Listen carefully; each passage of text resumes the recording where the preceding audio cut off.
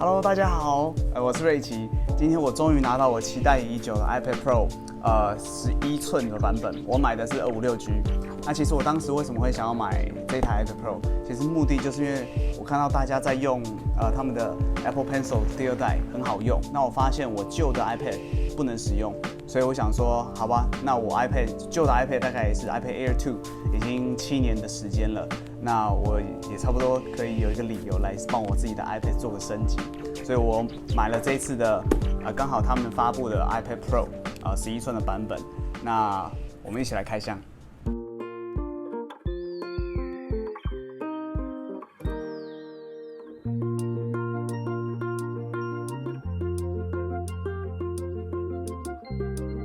那这一代它有2个版本。第一个是11寸的版本，第二个是有12.9寸的版本。这2个最大的差异，其实就是重量、屏幕的差异，所以导致上重量的差异。11寸的版本呢，它是471公克，那12.9寸的版本它是671公克，两台只是相差170公克而已。说明书，然后这个是18瓦的快充头，这是 Type C to Type C。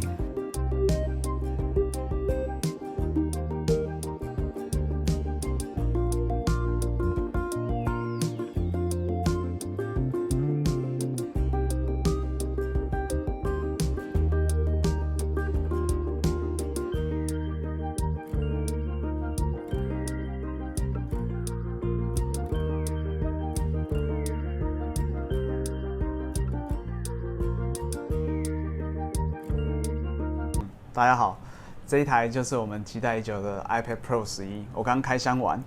它的质感真的是不愧是苹果，非常的棒，跟 iPhone 11一样的双镜头，但它不是同一个模组，它这个一个是广角镜头，一个是超广角镜头。那大概一个是1200万画素跟1000万画素的。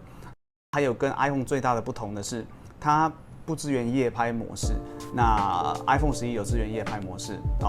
这台最重要的更新，光学雷达扫描仪。利用这个光学雷达扫描仪，可以让你镜头前面5公尺的物品，它的高度、深度、长度这些都量得非常的精准。那我们来做一个实测给大家看。现在来测试一下这次 LiDAR，这个光学雷达扫描到底有多强哦。那我们先进来到 IKEA 的网站里面，然后它的 App 里面有一些功能，就是 AR 的功能。那你可以点选你自己适合的家具，想要买的家具。像我挑了这张椅子，那我来摆在我的椅子旁边，一看，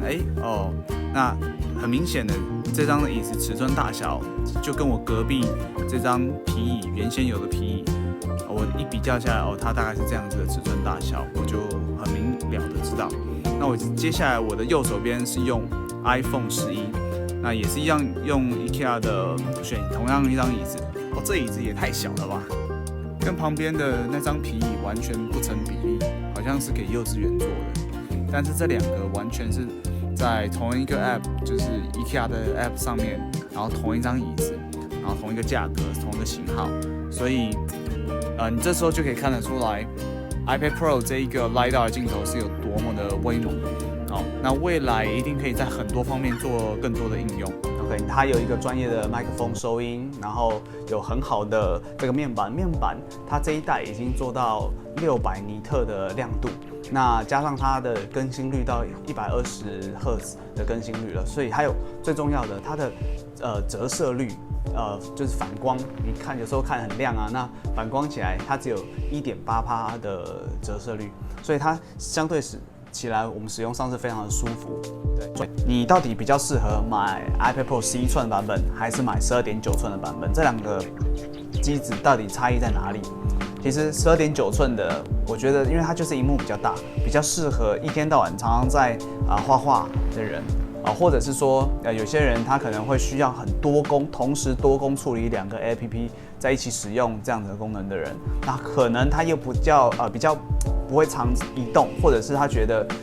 这个重量感对他来说，他可能放在桌子上使用，因为现在这一代的 iPad Pro 它又可以配上新的巧控键盘，虽然说市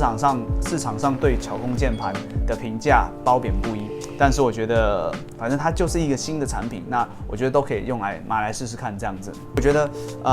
如果你是属于比较